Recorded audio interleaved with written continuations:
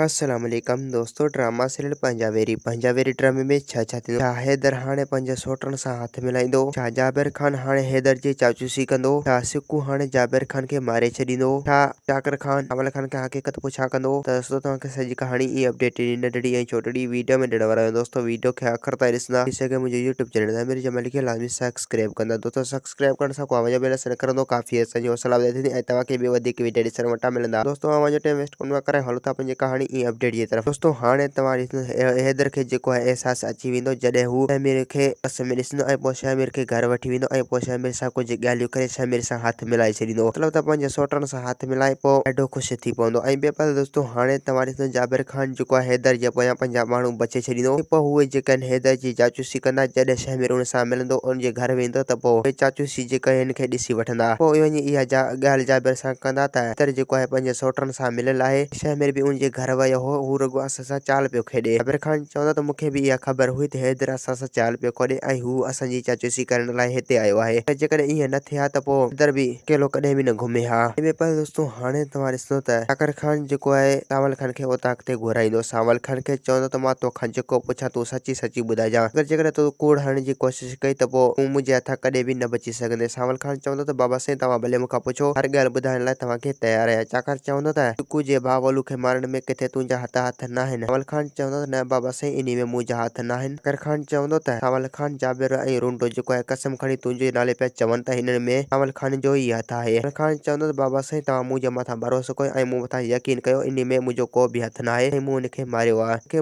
मारण खां मूंखे कहिड़ो फ़ाइदो मिलंदो? हू रुॻो मूंखे मारण पिया चाहिनि ऐं मूंखे कंहिं न कंहिं कम में फासाइण पिया चाहिनि। उनजे करे तव्हां उन्हनि मथां कॾहिं बि भरोसो न कजो। हू भलो साईं ते हथ रखनि। तव्हां मूं मथां यकीन करे ऐं उन्हनि जो पासो कॾहिं बि न वहजो। दोस्तों उम्मीद है कहाणी आई तव्हांखे पसंदि असांखे ॾींदा हाणे इजाज़त। वरी तव्हां सां मिलंदासीं के नई वीडियो में। जेसीं ताईं मुंहिंजो ख्यालु रखंदा। ख़ुदा हाफ़िज़।